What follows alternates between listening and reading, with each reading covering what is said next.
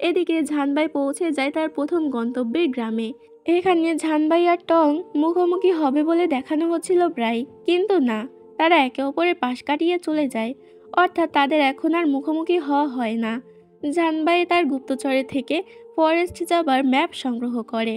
গুপ্তচরটাকে সতর্ক করে, কারণ আসলে অনেক রিস্কি জায়গা সেটা। ঝানবাই এসবে পাত্তা দেয় না। অবশেষে ম্যাপ ধরে যেতে যেতে সেই ফরেস্টে পৌঁছে যায়, যেখানে তার প্রথম উপকরণ পাবে, 7 হেড মাশরুম। অনেকে এটা সংগ্রহ করতে এসেছে, কিন্তু কেউ জীবিত ফিরে যেতে পারেনি। তো জানবাই চারদিকে ভালো করে দেখে এগিয়ে যেতে থাকে। ঘন কুয়াশা ঘেরা জঙ্গল। এদিকে টং এখানে এসে উপস্থিত হয়। দুজনে এগিয়ে যায়, কিন্তু কেউ কারোর সাথে দেখা হয় না। এরপর একটা পাহাড়ের গুহার সামনে এসে দাঁড়ায় জানবাই। এদিকে জিংয়ের উপরে চিকিৎসা চালিয়ে তাকে এক প্রকার হিপনোটাইজ করে ফেলে সুজিয়ে। আর এভাবে সে তথ্য বের করতে থাকে তার কাছ থেকে। এতদিন ধরে তার কাছে যে ছোড়া রাখা ছিল সেটা শিউই সেক্টরের। এবার তো সুজিয়ে তার গ্রামের ব্যাপারে জিংকে জিজ্ঞাসা করতে শুরু করে। অন্যদিকে ঝানবাই সেই পাহাড়ের গুহায় প্রবেশ করে। এটা পুরনো গুহার মতো, আর এখানেই সে তার সেই উপকরণ দেখতে পায়। এখন ঝানবাই শিউই সেক্টরের পূর্বপুরুষদের আত্মার উদ্দেশ্যে ক্ষমা চেয়ে সেই উপাদান তুলে নেয়। তখনই সেই উপাদান যে পাথরের উপরে ছিল তা গুঁড়ো হয়ে পড়ে যায়। ঝানবাই তার বক্সে উপাদান সংরক্ষণ করে রাখে, আর এখানে এসে উপস্থিত হয় টং। টং ঝানবাইয়ের উপস্থিতি টের পায়, যতই সে লুকিয়ে পড়ুক না কেন। এরপর দুইজনের মধ্যে ফাইট চালু হয়। দৃশ্য আবারও সুজিয়ের কাছে যায়। সে জিং থেকে তথ্য বের করার চেষ্টা করে, কেন তখন তার গ্রামের উপরে সেদিন এত বড় আক্রমণ হয়েছিল, এত মানুষ মারা গিয়েছিল, এসবের পিছনে আসলে কে দায়ী। সুজিয়ে জোর করে মানসিক প্রেশার দিয়ে জিংয়ের থেকে তথ্য বের করার চেষ্টা করে, কিন্তু আস্তে আস্তে তার শরীর দুর্বল হয়ে যায়। আর তার মানসিক অবস্থা অন্য ঘটনার সাথে জুড়ে গিয়ে অন্য কিছু বলতে শুরু করে। তখন তার দাসী বলে তাকে আর মানসিক চাপ দেওয়া উচিত হবে না, কারণ তার শরীর দুর্বল হয়ে গেছে। এই কিছু সময় পরে জিংয়ের জ্ঞান ফিরে আসে। অন্যদিকে ঝানবাই আর টঙের মধ্যে জমজমাট ফাইট হচ্ছিল। ঝানবাইয়ের থেকে সেই মাশরুম নেওয়ার জন্য টঙের এই প্রচেষ্টা। লড়াইয়ের একটা পর্যায়ে গুহার ভিতরে থাকা একটা জায়গায় রাখা কিছু পুরনো পুঁথি থেকে মজি ভিলেজের পুঁথিটা দেখতে পায়, কিন্তু আবার সেটা রেখেও দেয়। এরপর ঝানবাই হারার পাত্র নয়, সে প্রাণপণে লড়াই করে যাচ্ছে। এর মাঝে টং একবার ঝানবাইকে সেই মাশরুম দিয়ে দিতে জোর করে, কিন্তু ঝানবাই দেয় না। এদিকে জ্ঞান ফেরার পর জিং চিন্তা করতে থাকে তার সাথে কি হচ্ছিল, সে বুঝতে দেয় না। দাসীরা তাকে মেডিসিন দিয়ে বলে এখন সে মোটামুটি সুস্থ। ঝানবাই আর টঙের লড়াইয়ের এক ফাঁকে ঝানবাই ভাবে এর সাথে লড়াই করে সময় ও শক্তি দুটোই নষ্ট করা ভুল হবে। তাই সে তার পাখি স্নোকে ডেকে উপাদান রাখার বক্স দিয়ে দেয়। এরপর টঙের চোখে ফাঁকি দিয়ে বেরিয়ে আসে। টংও বেরিয়ে আসে, কিন্তু অনেক দুর্বল। এখানে আমরা 5 নম্বর মিঙ্গজিকে আর মিও ফ্যাংয়ের দেখা পাই। সে এসে টংকে বলে তোমার শরীরে বিষ দেওয়া হয়েছে, এখন যদি তুমি সঠিক সময়ে মাশরুম নিয়ে যেতে না পারো তবে মারা যাবে। এর থেকে ভালো হবে তুমি শাস্তির জন্য ফিরে যাও, সে মাশরুম নিয়েই ফিরবে, আর না পারলে ওই ছেলেকে অবশ্যই মেরে তারপর ফিরবে। এদিকে পরের দিন আবার এইরকমই হিপনোটাইপস করে জিং থেকে তথ্য বের করার চেষ্টা করে, কিন্তু এবার জিংকে বোকা বানাতে পারে না। জিং এবার সুজিয়েকে আক্রমণ করে বসে, আর এসব করার কারণ জানতে চায়। আর যে গ্রামের কথা জিজ্ঞাসা করছে তার সাথে সম্পর্ক কি। তবে সুজিয়ে তার উপরে পয়জন ইফেক্ট দিয়েছিল যাতে সে এখানে আসে। সুজিয়ে বলে সেই জিংকে পয়জন ইফেক্ট দিয়েছিল, আর টোকেন ইচ্ছা করে তার কাছাকাছি রেখে আসে, যাতে জিং এখানে আসে আর সে সত্য উদ্ঘাটন করতে পারে। আর যে মজি গ্রামের কথা সে বলছে সেই গ্রামে বেঁচে যাওয়া একমাত্র বাসিন্দা সে। সে শুধু সত্যিটা জানতে চায়। জিং বলে এর সাথে শিউই সেক্টে কোনো যোগাযোগ নেই। তার আক্রমণ করতে চেয়েছিল ঠিকই, কিন্তু তার আগে কেউ গ্রামের সবাইকে মেরে দেয়, আর কেন করে সেটাও অজানা। এরপর জিং পয়জনের অ্যান্টিডোট সুজিয়ে থেকে নেয়, যদিও এরপর জিং তাকে মারতে যায়, কিন্তু ব্যর্থ হয়। এরপর সুজিয়ে তাকে চলে যেতে বলে, কারণ তার দরকার সত্য জানার, কাউকে খুন করার উদ্দেশ্য তার না। আর মেডিসিন সে সময় মতো পেয়ে যাবে। জিং চলে যায় ঠিকই, কিন্তু একটা অদ্ভুত অনুভব করে সে সুজিয়েকে নিয়ে। এরপর সুজিয়ে আবারও হুয়াইয়ের মরদেহের কাছে গিয়ে বলে আজও সে সত্য জানতে পারল না, না জানি কবে পারবে। সেখান থেকে ফেরার পথে দেখে জিং তাকে কিছু বলার জন্য অপেক্ষা করছে। সুজিয়ে বলে তার তো চলে যাবার কথা, তাহলে যাওনি কেন? জিং বলে তুমি আমাকে চাইলেই মারতে পারতে, কিন্তু তুমি তা করনি। তোমার প্রতি একটা শ্রদ্ধাবোধ থেকে আমি তোমাকে সাহায্য করতে চাই। আমাদের পুরনো গুহায় বিভিন্ন পুঁথির সংগ্রহ আছে, সেখানে মজিগ্রামেরও পুঁথি আছে। আমি তোমাকে সেখান থেকে কোনো তথ্য পেলে লিখে জানাবো। কিন্তু তুমি কি সত্যি মজিগ্রামের কেউ, নাকি এটাও ছলনা করছো? সুজিও বলে, আমি মজিগ্রামের সেরকম বাসিন্দা না হলেও সেটা ছিল আমার দ্বিতীয় বাড়ির মতো। জিং এবার পিছনের গল্প শুনতে আগ্রহী হয়। প্রায় এক যুগ আগে ছোট থাকতে সুজিয়ে আর তার পরিবার তাদের গন্তব্যে যাবার পথে মজি ভিলেজের কাছে ডাকাতের কবলে পড়ে। ডাকাতরা কিছু লুট করে নেয়, কিন্তু সুজিয়ের কাছে লুকানো কিছু সম্পদ ছিল, সেটা নেওয়ার জন্য যখন তারা চেষ্টা করছিল, তখন সুজিয়ের মা তাদেরকে বাধা দেয়, কিন্তু ডাকাতরা তাকে ধাক্কা দিয়ে ফেলে দেয়। এতে তার মার মাথায় আঘাত লেগে সেখানেই মারা যায়। এরপর যখন সুজিয়ের সাথে ডাকাতেরা জোর জবরদস্তি করতে থাকে, তখন সুহুয়ায়ে আর তার বন্ধু এসে তাকে উদ্ধার করে। সেই থেকে সে মজি গ্রামে থাকতে শুরু করে, কারণ সে তখন এতিম। এই গ্রামে সে মানুষ হয়, পড়ালেখা শেখে, পরিবারের অংশ হয়ে ওঠে। এভাবে 9 বছর পার হবার পর একদিন গ্রামে শত্রুপক্ষের আক্রমণ হয়। সেদিন সবাইকে মেরে গ্রামে আগুন লাগিয়ে দেওয়া হয়। সে সময় সুজিয়ে আর সুহুয়ায়ে পালিয়ে যায়, কিন্তু শেষ পর্যন্ত সুজিয়ে বেঁচে থাকে। আর সেখান থেকে সে মেডিসিন ভ্যালি আগের মাস্টারের দ্বারা উদ্ধার হয়। এরপর গ্রামবাসীর স্মরণে সে সেখানে প্রতিকৃত সমাধিস্তম্ভ বানায়, সম্মান প্রদর্শন করতে। সব শুনে জিং বলে, তোমার আমার গল্পটা অনেকটা একরকম। আমি যখন সেক্টর লিডারের পদ পাই, তখন আমার ভালোবাসার মানুষকে মেরে ফেলা হয়, যাতে আমি পথ ছেড়ে দেই। এখানে দেখা যায় দুজনের ঘটনায় একই বছরে হয়েছিল।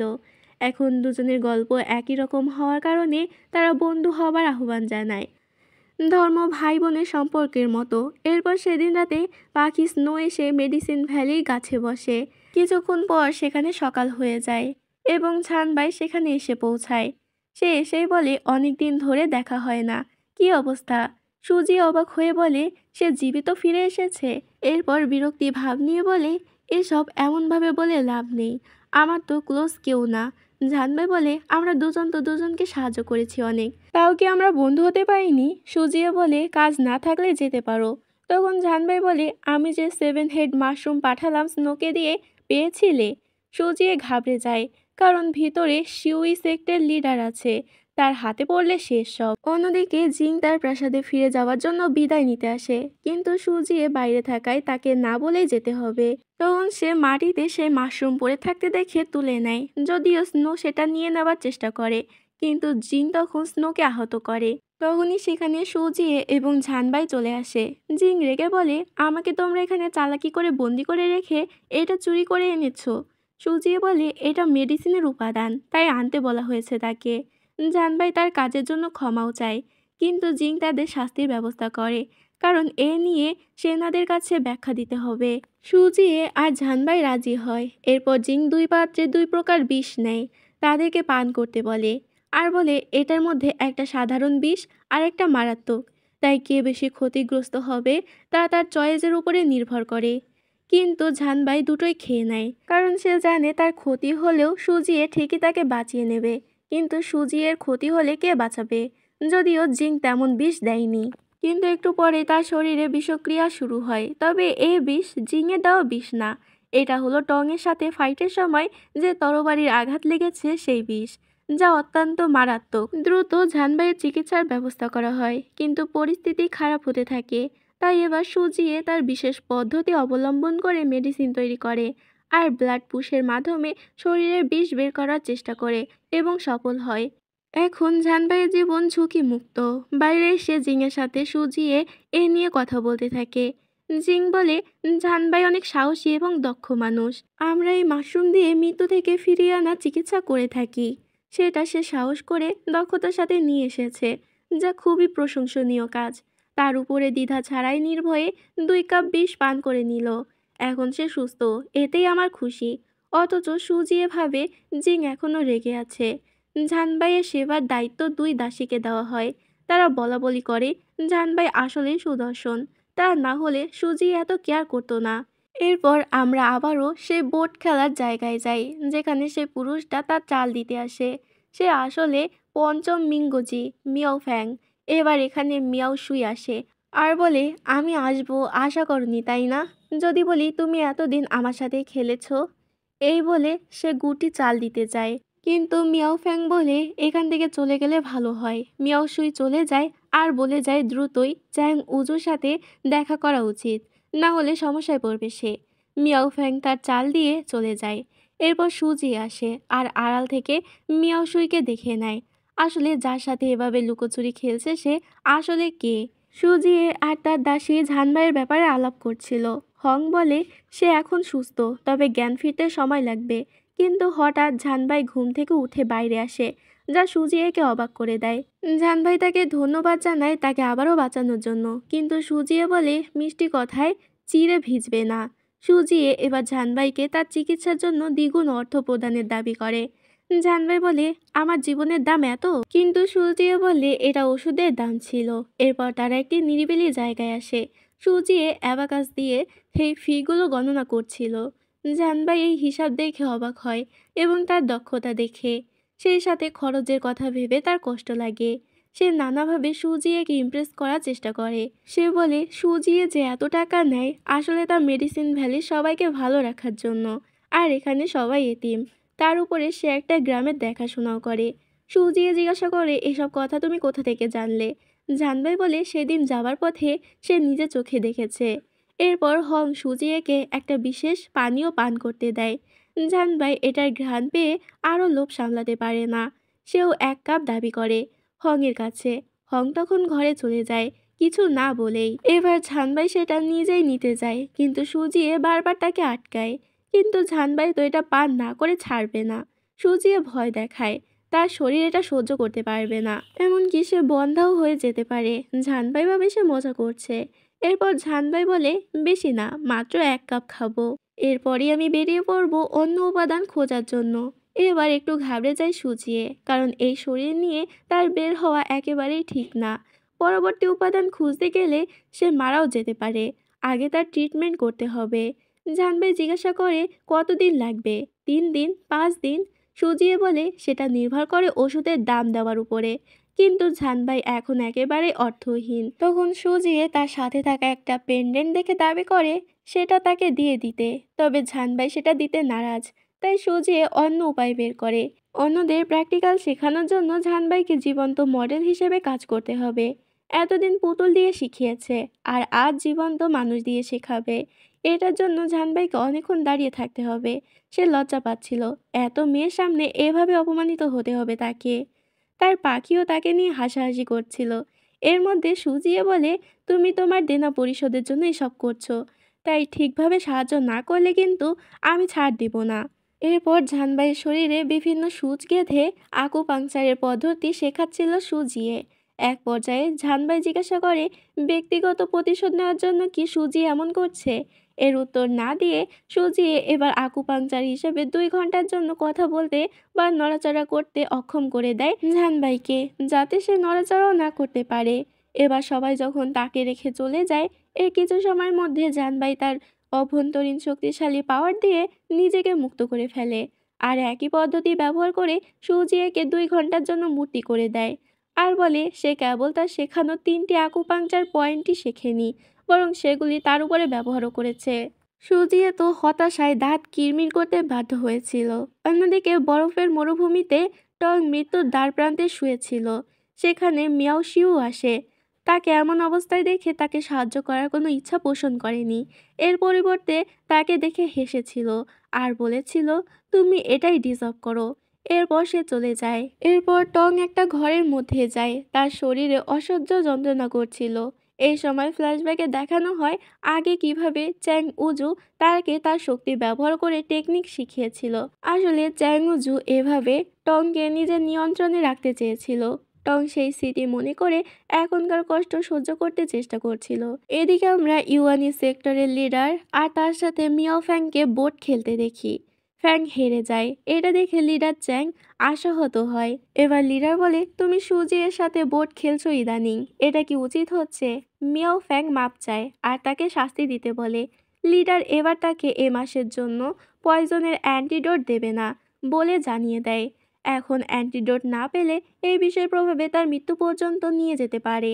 চ্যাং উজু বলে ভেবে দেখো তোমার কাছে কে বেশি গুরুত্বপূর্ণ, এরপর সিন ফ্ল্যাশব্যাকে দেখানো হয়, যেখানে আমরা দেখি কিভাবে মিয়াও ফ্যাংকে লিডার চ্যাং উজু উদ্ধার করে তার কাছে জায়গা দেয়, কিন্তু সে রেশম পোকার বিষে আক্রান্ত ছিল। এরপর সিন বর্তমানে আসে, যেখানে মিয়াও ফ্যাংয়ের শরীরের বিষ কাজ করতে শুরু করে। বিষটা যখন কাজ করছিল তখন মনে হচ্ছিল যেন হাজারটা পিঁপড়া তার হৃৎপিণ্ড কামড়ে খাচ্ছে। তখন সেখানে মিয়াও সুই আসে। সে আসে মিয়াও ফ্যাংয়ের কষ্ট নিজে চোখে দেখার জন্য, কিন্তু মিয়াও ফ্যাং স্থির বসে থাকে, সব সহ্য করে। মিয়াও সুই যাওয়ার পর মিয়াও ফ্যাং মাটিতে লুটিয়ে পড়ে এবং কাঁপতে থাকে। সুজিয়ে রাতে চুল বাঁধার সময় বুঝতে পারে যে তার চুলের কাঁটাটি হারিয়ে গেছে। সে অস্থির হয়ে যায় আর ভাবতে থাকে কোথায় গেল। এরপর ভেবেছিল হয়তো সে ভুলবশত এটি বরফের জঙ্গলে ফেলে দিয়েছে। সেই কাঁটাটি সু হুয়াইয়ের দেওয়া উপহার ছিল এবং সে বহু বছর ধরে এটি খোলেনি। তাই গভীর রাতে সুজিয়ে তা খুঁজতে তাড়াহুড়ো করে বেরিয়ে পড়ে। তার দাসী তাকে দেখে সব জেনে সেও সঙ্গী হয়। তখন ঝানবাই বিদায় জানাতে এসেছিল, কিন্তু সুজিয়ে তাকে উপেক্ষা করে চলে যায়। তাই সে তাকে ফলো করে। সে লক্ষ্য করলো যে সে কিছু খুঁজছে, তাই সে তাকে বিরক্ত না করে জঙ্গলের পথ আলোকিত করার জন্য চুপচাপ কিছু আলো জ্বালিয়ে রেখে চলে যায়। এদিকে খুঁজতে খুঁজতে বাতাসের তীব্র গতিতে আলো নিভে গেলে সুজিয়ে সিদ্ধান্ত নেয় আবার কাল খুঁজতে আসবে। এবার ফিরে যেতে হবে, কিন্তু অন্ধকারে কিভাবে যাবে। কিন্তু কিছু দূর গেলেই তারা আলো দেখতে পায় আর খুশি হয়, কিন্তু ভাবতে থাকে এই আলো কে দিল। জিং এবার তার প্রাসাদে ফিরে যাবে বলে বিদায় নিচ্ছে। জানবাই তাকে কিছু দূর এগিয়ে দেবে। এতে জিং বলে সুজিয়েকে এতে রাগ করবে না। সুজিয়ে তখন বলে এবং তাকে মনে করিয়ে দেয় যে যেহেতু জানবাই তার ভ্যালিতে ফ্রি থাকছে খাচ্ছে, তাই প্রতিদানে কিছু করা উচিত। জানবাই এটা শুনে বলে সে এসব বাজে কথা একদমই পছন্দ করে না। তার কাছে অর্থ আসলে সে সব দেনা শোধ করে দেবে, আর এমনি সে জিংকে সাহায্য করছে। এরপর সুজিয়ে চলে গেলে জানবাই আর জিং কথা বলছিল। জানবাই বারবার জিংয়ের কাছে ক্ষমা চাচ্ছিল এবং টংয়ের সাথে তার ফাইটের কথা উল্লেখ করে। সে যে এটা পাবার জন্য মরিয়া ছিল সেটা বোঝা যায়। আর এই ভ্যালিতে এসেও যে সে আক্রমণ করবে না তার গ্যারান্টি নেই। কিন্তু জিং বলল যে এই মাশরুম ইতোমধ্যে ব্যবহার করা হয়েছে এবং এখন কারো পক্ষে এটি চুরি করার চেষ্টা করা ভুল। জানবে জিজ্ঞাসা করে এটা আগেও ব্যবহার হয়েছে, কার জন্য? উত্তরে জিং বলে সেটা সুজিয়ের প্রিয়জনকে বাঁচাতে ব্যবহার করা হয়েছিল। জানবাই ভুলে সেই রাতে ফার্মাসিস্ট ভ্যালির সেই বরফের লেকে আসে, যেখানে বরফের মধ্যে দিয়ে সু হুয়াইকে দেখতে পায়। সুজিয়ে ঘটনাস্থলে ছুটে যায় এবং তাকে চলে যেতে বলে। হুয়ো জানবাই তাকে মাশরুম সম্পর্কে জিজ্ঞাসা করে, সন্দেহ করে যে সে ইতোমধ্যেই মৃত কাউকে বাঁচাতে এটি ব্যবহার করেছে। সে শুধু উত্তর জানতে চায় এটা সত্য না মিথ্যা। তার কথায় সুজিয়ে বিরক্ত হয়ে রেগে যায়, গভীরভাবে আহত হয় এবং তাকে তাড়িয়ে দেয়। এরপর ফেরার পথে জানবাই আবারও জিজ্ঞাসা করে, সে শুধু জানতে চায় সেটা আছে কিনা। সুজিয়ে তাকে এই ভ্যালি থেকে বেরিয়ে যেতে বলে। ভুল বোঝাবুঝি আরও গভীর হয়। সুজিয়ে অসুস্থ হয়ে পড়ে। জানবাই চলেই যাচ্ছিল, কিন্তু ফেংলু যে সর্বদাই স্পষ্টবাদী ছিল সে জানবাইকে অনেক কড়া করে কথা শুনিয়ে দেয়, অকৃতজ্ঞ বলে আর এমন আচরণের জন্য তিরস্কার করে। এরপর সে উপাদানটি দেখতে নিয়ে যায়। গাছটির একটি অংশ ছিল না যা সেদিন জানবাইকে বাঁচাতে ব্যবহার করা হয়েছিল। এত কিছুর পরও জানবাই তাকে মুখের উপরে সু হুয়াউকে মৃত বলে অনেক কষ্ট দিয়েছে, যা তার মৃত সমান হতে পারে। সু হুয়াইয়া মারা গেছে, কিন্তু এটা তার মুখের উপরে এভাবে বলা উচিত হয়নি। এজন্যই সুজিয়ে আরও রেগে যায়। এমন সময় মিস নিং আসে জানবাইকে বোঝাতে। সে ব্যাখ্যা করছিল যে সবাই জানে সে বরফের নিচে থাকা ব্যক্তিটি মারা গেছে, এমনকি সুজিও এটা বুঝতে পেরেছিল, কিন্তু সে এটা মেনে নিতে অস্বীকৃতি জানায়। সত্য জানার পর জানবাই সুজিয়ের কাছে ক্ষমা চাইতে চেয়েছিল, কিন্তু দাসীরা উপদেশ দেয় এখন তার সামনে যাওয়া উচিত হবে না। এর থেকে সে আর একটা উপাদান সংগ্রহ করতে যাক, এরপর এসে দেখা করবে। বিষয়টি নিয়ে চিন্তা করার পর জানবাই সিদ্ধান্ত নেয় যে সে চলে যাওয়াই ভালো, কারণ সুজি এখন রেগে আছে। তবে সে ব্যক্তিগতভাবে ক্ষমা চাইতে না পেরে জানবাই সুজিয়ের প্রতি কৃতজ্ঞতা প্রকাশ করার জন্য কিছু একটা করতে চেয়েছিল। পরের দিন সুজিয়ে লাইব্রেরিতে বসে বই পড়ছিল। তখন দুই দাসী আসে, সাথে মিস নিং। দাসীরা জানায় জানবাই চলে গেছে। সুজিয়ে বলে সে তো সেভেন হেড মাশরুমের সত্য না জেনে এখান থেকে যাওয়ার কথা না। নিশ্চয়ই তোমরা তাকে কিছু বলেছ। তারা ঘাবড়ে যায়। মিস নিং তাদের বাইরে পাঠিয়ে দেয় এরপর সুজিয়ের সাথে কথা বলে। সে এখনও জানবাইয়ের উপরে রেগে আছে কিনা জানতে চায়। আর জানবাই নিজেই ক্ষমা চাইতে আসবে ভেবেছিল, কিন্তু সুজিয়ে রাগ করবে ভেবে আসেনি। সুজিয়ে বলে তার ক্ষমা চাওয়ার দরকার নেই, আর এখন আমি তাকে নিয়ে চিন্তিত না। আমার চুলের কাঁটা হারিয়ে গেছে, সেটাই খুঁজে পাওয়া আসল কাজ। মিস নিং তখন তাকে আবারও গিয়ে খোঁজাখুঁজি করতে বলে। সুজিয়ে আবারও জঙ্গলে যায় খুঁজতে। কিছু দূর খোঁজার পর সে দেখে জানবাই সেখানে কিছু খুঁজছে, কিন্তু পাচ্ছে না। এরপর তাদের চোখাচোখি হলে সুজিয়ে গিয়ে তার চুলের কাঁটা খোঁজায় মন দেয়। জানবাই এসে বলে, আপনি কি এখানে কিছু খুঁজতে আসছেন? সুজিয়ে উত্তর না দিয়ে বলে, তুমি এখানে কি করছো? জানবাই বলে, আমিও এখানে কিছু খুঁজতে এসেছিলাম। তারপর জিজ্ঞাসা করে, আমি কি আপনাকে সাহায্য করব?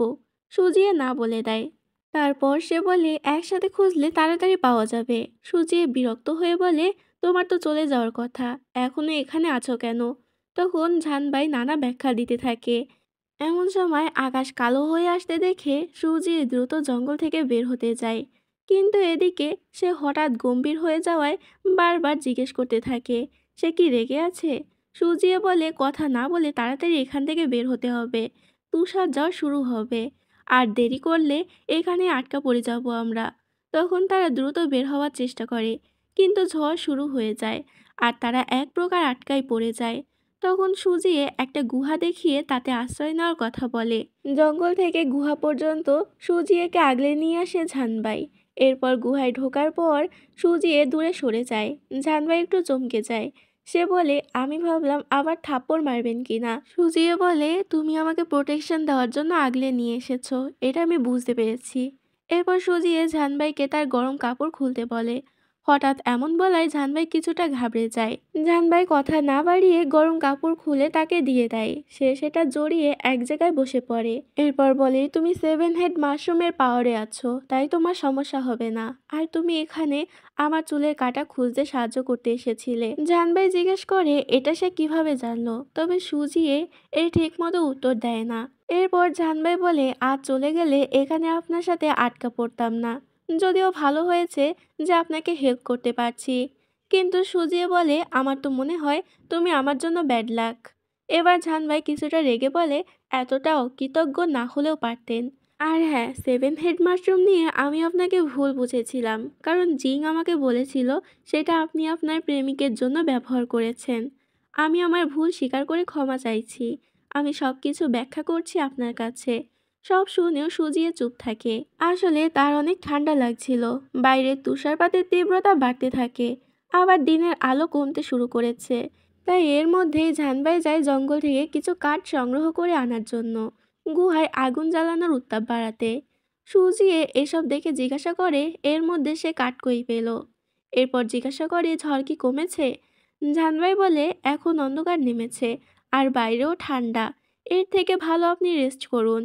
সুজিয়েকে উদাস দেখে জানবাই বলে, মিস নিং আর মেয়েদের নিয়ে চিন্তা করছেন নিশ্চয়ই। আমার মনে হয় তারা জানে আমি আপনাকে সাহায্য করতে এসেছিলাম, তাই তারা ধরেই নেবে আমরা একসাথে আছি। আর মিস নিং মেয়েদের কেয়ার করবে আশা করি, কিন্তু চিন্তা করবেন না। এদিকে সব মেয়েরা সব জায়গায় এই ঝড়ের মধ্যে তাদেরকে খুঁজে বেড়াচ্ছিল। সুজিয়েকে অনেক খোঁজার পরও তারা পায় না এবং অনেকটা চিন্তিত হয়ে যায়। মিস নিংও চিন্তা করছে, কোথায় আছে সুজিয়ে। মেয়েরা আবার খোঁজ করতে বের হতে চাইলে মিস নিং বলে সে তার ব্যবস্থা করে নেবে, কিন্তু এর মধ্যে বের হলে তোমাদেরই সমস্যা হবে। তখন আমি সুজিয়েকে কি জবাব দেব? তাই তারা আর বের হয় না। চিন্তায় রাত পার করতে হবে তাদের। অন্যদিকে গুহার মধ্যে আগুনের সামনেও সুজিয়ে ঠান্ডায় কাঁপছিল। তখন জানবাই তার ওয়াইনের বোতল বের করে বলে, ভাগ্যিস বের হবার সময় পুরো বোতলটা ভরে এনেছিলাম। এরপর বোতলের মুখ ভালো করে মুছে দেয়, যাতে সে মুখ লাগিয়ে খেয়েছিল বলে সুজিয়েতে বিব্রত বোধ না করে। কিন্তু সুজিয়ে তো শক্ত মানুষ।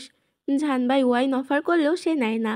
তাই সে কোলের উপরে দিয়ে বলে, ওয়াইন ঠান্ডা কমাতে সাহায্য করবে।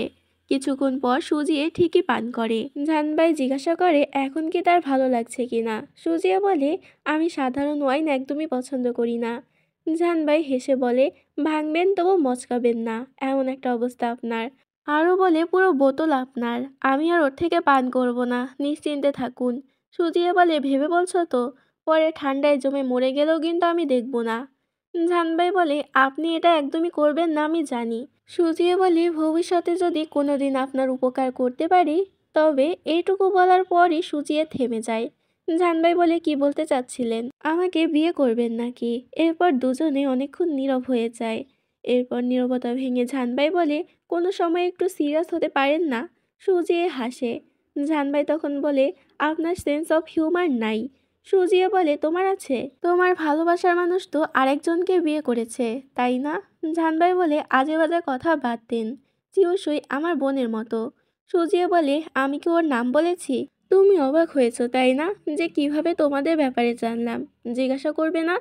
জানবাই বলে, ইচ্ছা নাই। এরপর সে উঠে গিয়ে বাইরের অবস্থা দেখতে থাকে আর ফু দিয়ে হাত গরম করতে থাকে। সুজিয়ে তখন তাকে বোতল এগিয়ে দিয়ে বলে, তুমি এর থেকে পান করতে পারো, নইলে আবার পরে তো খোঁটা দেবে। জানবাই বলে, তা লাগবে না। কিন্তু সুজিয়ে বলে, তুমি অসুস্থ হয়ে গেলে আমি একা ফিরতে পারবো না।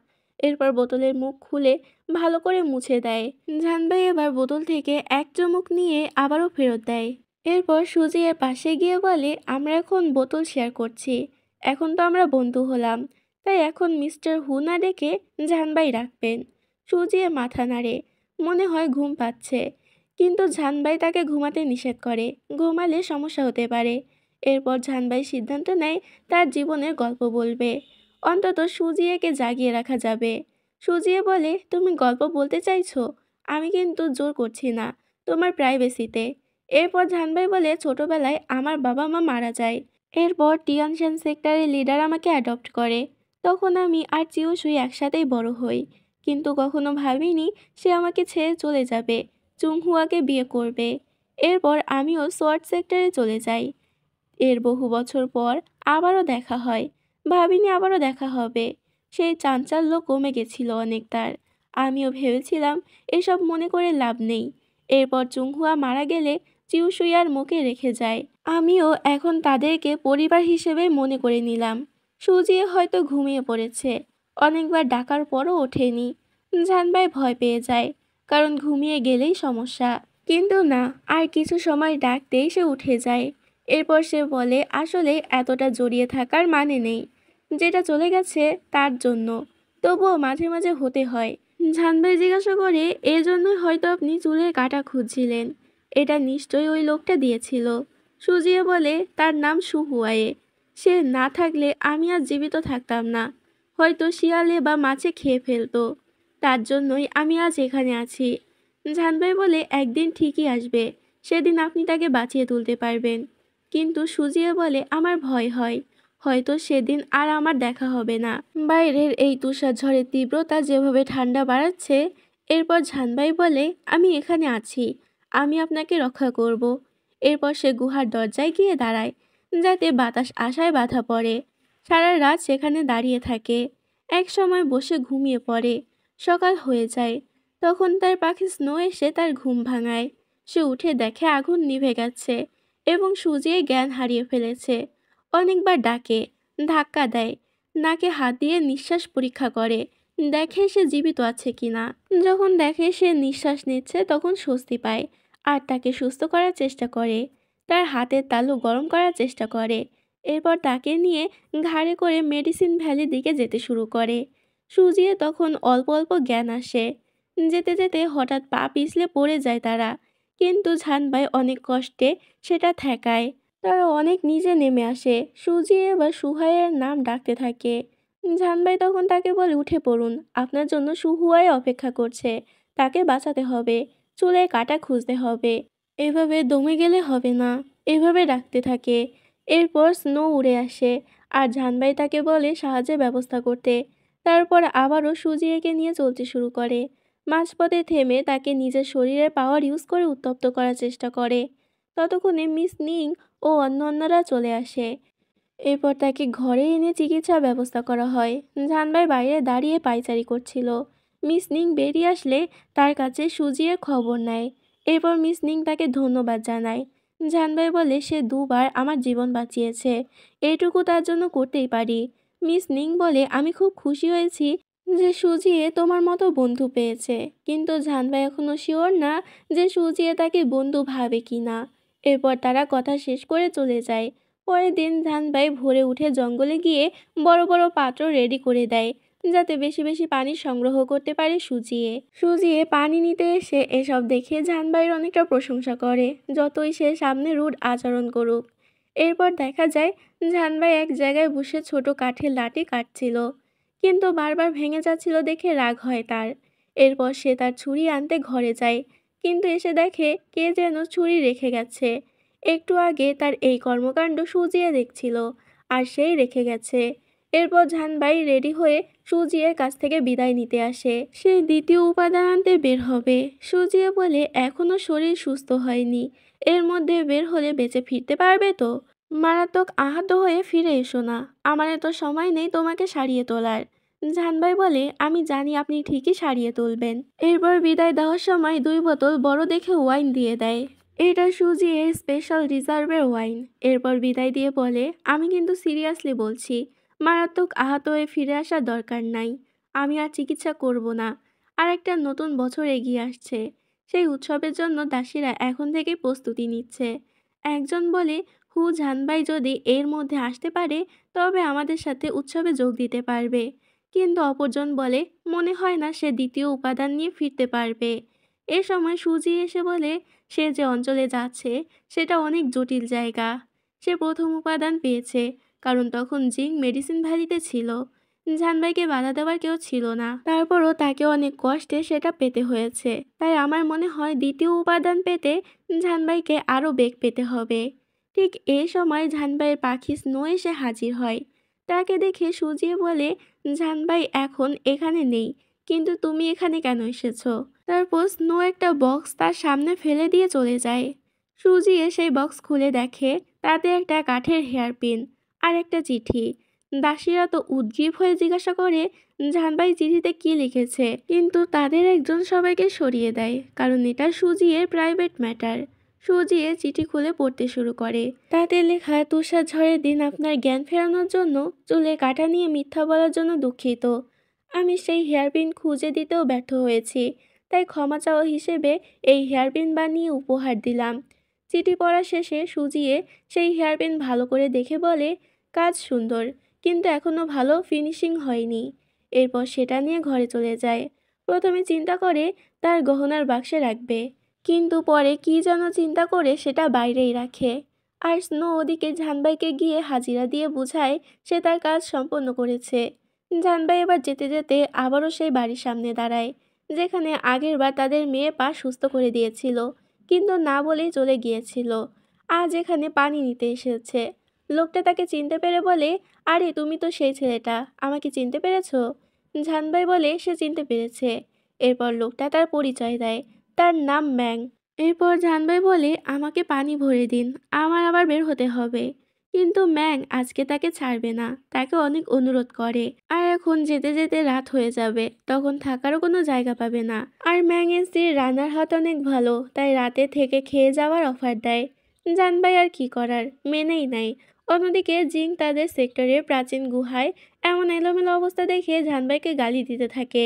যাই হোক, এরপর সে দাসীকে জিজ্ঞাসা করে মুজি গ্রামে সেই পুঁথি কোথায় পাবে। তখন দাসী একটা নষ্ট পুঁথি দিয়ে বলে এটা এখানের পানিতে পড়ে নষ্ট হয়ে গেছে। জিং চিন্তায় পড়ে যায়, এখন সে সুজিয়েকে কি বলবে। দাসী জানতে চায় মুজি গ্রামের ঘটনায় সে কেন এতটা চিন্তিত। জিং বলে কারণ ওখানে যে বিষাক্ত ছোরা পাওয়া গেছে সেটা আমাদের, কিন্তু আমরা তো সেদিন তাদেরকে মারতে যাইনি। দাসী জানায় সেই বিষাক্ত ছোরা তো চুরি হয়ে গিয়েছিল তখন, পরে আর পাওয়া যায়নি। তখন একজন সেই চোরের সাথে লড়াই করেছিল, কিন্তু আটকাতে পারিনি। জিং দাসীকে বলে তাকে খুঁজে বের করতে, সে কথা বলবে তার সাথে। এদিকে আমরা টংকে দেখি তার ঘরে চুপচাপ করে বসে আছে আর ছোটবেলার স্মৃতি মনে করার চেষ্টা করছে। এমন সময় মিয়াও শুই আসে। টং দ্রুত তাকে আক্রমণ করতে যায় অপরিচিত কাউকে ভেবে, কিন্তু মিয়াও শুই দেখে সে থেমে যায়। এরপর তাকে জিজ্ঞাসা করে সে এখানে কেন এসেছে। মিয়াওসুই বলে আমার এখানে আসতে কারণ লাগবে নাকি। এরপর আরও বলে তোমাকে কে কেউ বলেছে তোমার চোখ সুন্দর। টঙে তাকানো দেখে মিয়াওসুই বলে আমাকে এত ভয় পাওয়ার কিছুই নেই, আমি তোমার ক্ষতি করব না। টং বলে কিছু বলার থাকলে বলুন, নইলে চলে যান। মিয়াওসুই তখন বলে তুমি অনেক বোরিং। যাই হোক, লিডার চ্যাং তোমাকে তোমার ভুল শুধরে নেওয়ার জন্য আরেকটা সুযোগ দিয়েছে। এবার এটা করতে না পারলে কি হতে পারে তুমি বুঝতেই পারছো। এরপর একটা লকেট দিয়ে চলে যায়। জানবাই তার যাত্রা বিরতিতে চিউসুই আর মোয়ের সাথে দেখা করতে আসে। মো এখন বড় হয়ে গেছে, 3-4 বছর বয়স, কথা বলতে পারে। জানবাই এবার অনেক দিন পরে দেখা করতে এসেছে। চিউসুইয়ের থেকে তার শরীরের অবস্থার খোঁজ খবর নেয়। সুজিয়ে দেওয়া ওষুধে সে আপাতত ভালোই আছে। জানবাই সেদিনই আবারও বের হয়ে যায়। চিউসুই তাকে সাবধানে যেতে বলে, নিজের খেয়াল রাখতে বলে, মোকে নিয়ে চিন্তা করতে নিষেধ করে। সে আরও বলে মোয়ের কষ্টে সে মাঝে মাঝে সহ্য করতে পারে না, ভাবে মা হিসেবে সে কিছুই করতে পারলো না। জানবাই তাকে সান্ত্বনা দিয়ে বলে, মা হিসেবে তোমার যত্ন ভালোবাসায় সবচেয়ে বেশি প্রয়োজন। আর আমি যাচ্ছি তো, সব উপাদান খুঁজে আনলেই তো মোয়ের চিকিৎসা ব্যবস্থা হবে। এরপর জানবাই বেরিয়ে পড়ে। এবার আমরা একটা নতুন শহর দেখতে পাই। এটা ইউনজো শহর। এখানে আছে দ্বিতীয় উপাদান। জানবাই শহরের বাজার থেকে ঘোরার জন্য খাবার নিচ্ছিল, তখনই এক বয়স্ক লোক পানিতে ঝাঁপ দেয়। জানবাই দ্রুত তাকে পানি থেকে তুলে বাঁচিয়ে নেয়, কিন্তু সে বলে, আমাকে কেন বাঁচালে, এই বলে কান্না করতে থাকে। এরপরই জানবাই তাকে নিরিবিলি এক জায়গায় বসিয়ে তার কাহিনী শুনতে চায়। জানা যায় লোকটা অসুস্থ হয়ে যাওয়ায় চিকিৎসা করতে প্রচুর অর্থ ব্যয় হয়, আর অর্থ ঋণ নিতে নিতে তার শোধ করতে পারে না। তাই তার মেয়েকে তুলে নিয়ে যেতে চেয়েছিল, কিন্তু এরপর একটা লোক তার মেয়েকে বিক্রি করে দিয়েছে। এজন্য সে কষ্টে আত্মহত্যা করতে গিয়েছিল। জানবাই সব শুনে তাকে সাহায্য করার চেষ্টা করে, তার কাছ থেকে ঠিকানা নেয়, মেয়ে কোথায় আছে। মেয়ে শহরের সবচেয়ে বড় বারে আছে। এরপর জানবাই সেখানে গিয়ে দেখে শিংজি আর শিয়াচিয়ানু, সোয়ার্ড সেক্টরের 2 সোয়ার্ডম্যান এখানে মেয়েদের মুক্ত করার জন্য চেষ্টা করছে। আর এখানে যারা এসেছে তাদেরকে মারছিল। আর এখানে যে মহিলা মেয়েদেরকে কিনে আনতো সে বারবার তাদেরকে আটকানোর চেষ্টা করছে, কারণ যারা এসেছিল তাদের জন্য তাদের ব্যবসা টিকে আছে। এই মারামারিতে যোগ দেয় জানবাই আর সবাইকে পরাস্ত করে পাঠিয়ে দেয়। এরপর বলে সব মেয়েদেরকে মুক্ত করে দিতে, কিন্তু মহিলা বলে এতে তার ব্যবসায় লস হবে, আর এদের কাউকেই তারা জোর করে রাখেনি, সবাই নিজের ইচ্ছায় এখানে আছে। এমনকি তাদের কাছে কন্ট্যাক্ট পেপারও রয়েছে। জানবাই সেটা দেখার নাম করে নিয়ে ছিঁড়ে ফেলে। এখন কন্ট্যাক্ট নেই, তাই মেয়েরাও মুক্ত। তবুও তাদেরকে ছাড়তে নারাজ মহিলা।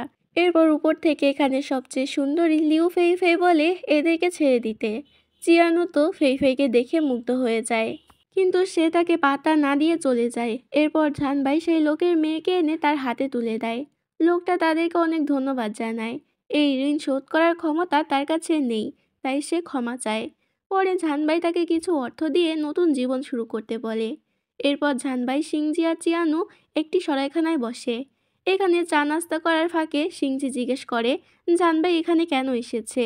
লিভার প্লান্ট ফ্লাওয়ার নিতে। জানবাই জানায় হ্যাঁ সেটাই নিতে এসেছে, কিন্তু সেটা নেওয়া অনেক কঠিন হবে। এখানে সে জানতে পারে তাদের এক সোয়ার্ডম্যান শিন তিয়ান চ্যাং নাকি তাদের ইউয়ানি সেক্টরে জয়েন করবে। এটা সোয়ার্ড সেক্টরের সাথে বিট্রে করা হয়ে যায় দেখে জানবাই রেগে যায়। সে আশা করেনি শিন তিয়ান চ্যাং এমন কাজ করতে পারে। এবার তারা ভাবতে থাকে তারা কোথায় দেখা করতে পারে। তখন শিংজি বলে তারা কেউ কোড ল্যাঙ্গুয়েজ ব্যবহার করে একটা চিঠি লিখেছে, কিন্তু তার অর্থ কেউই বের করতে পারেনি।